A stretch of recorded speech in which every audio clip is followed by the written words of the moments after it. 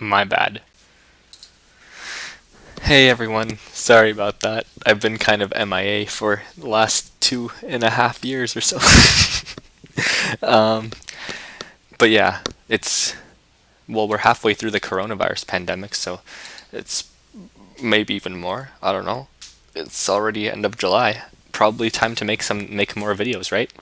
Let's see how we're doing in YouTube Studio. Oh, okay. Right, so they're removing my dumb DDoSing crap. Okay, that's fair. Let's see how we're doing in the monetization department.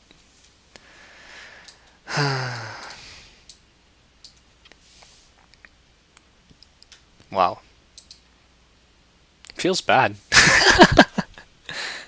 Nah, I'm just kidding. In all seriousness, it's not that big of a deal. It's not like I was making a lot of money off of YouTube before anyway. I think in total I didn't barely made like a week's paycheck making minimum wage. So yeah, it's not that big of a deal. Don't worry.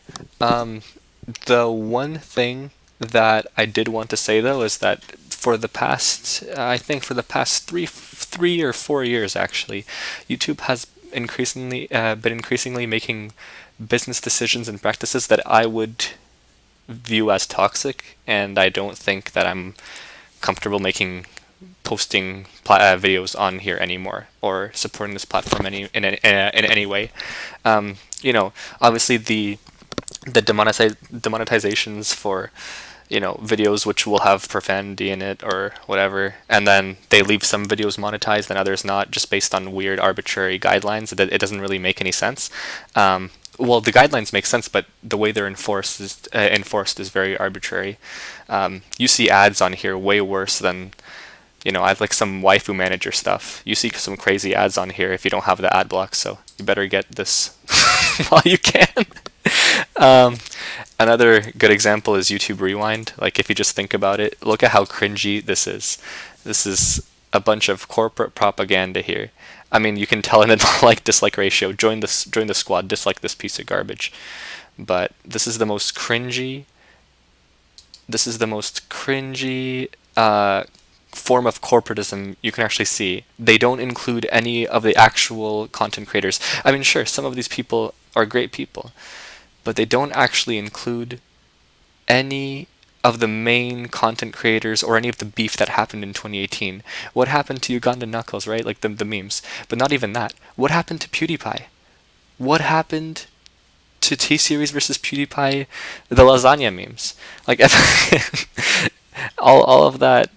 It's clear that YouTube does not want creative thinkers. I don't want to say creative thinkers because that sounds like such an SJW, but that's exactly what it is. YouTube doesn't actually tolerate everyone anymore.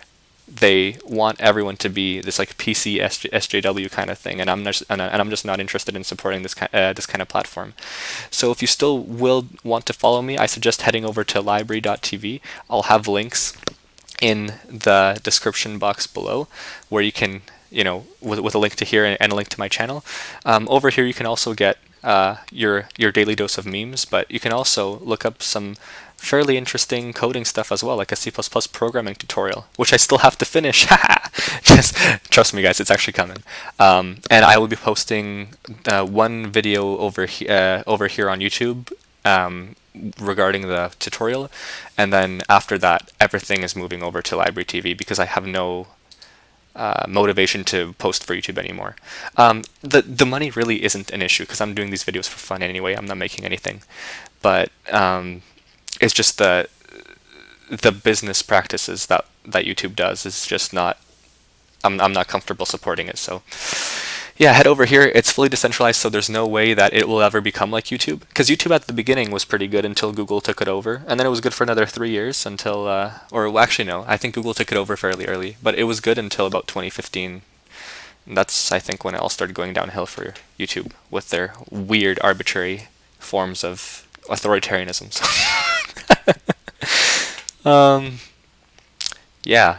So if you're interested in in finishing that C++ tutorial series and learning about other hacking stuff, head over to library.tv, and I'll add links in the description to the download page where you can get the app.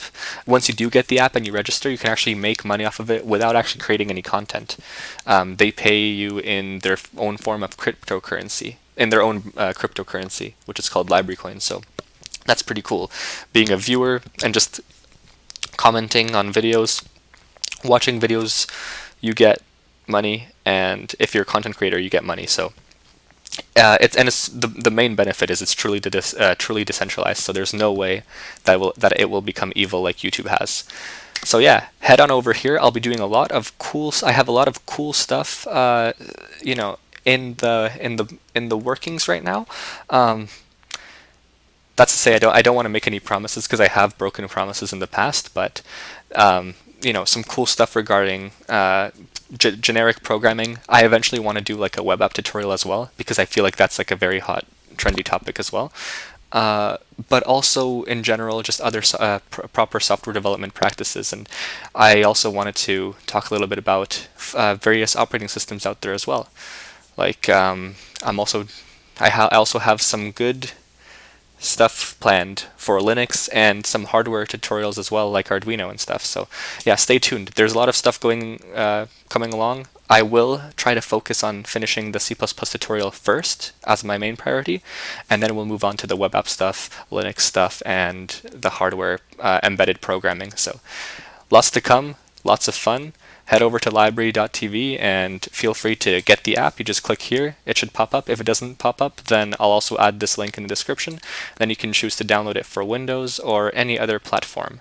If you just go to the download section, you'll be able to choose it for macOS, Linux, Android, iOS, so even on mobile. Yeah, so that's my short little update and some light tech talk, I guess. And I hope to see you all over there.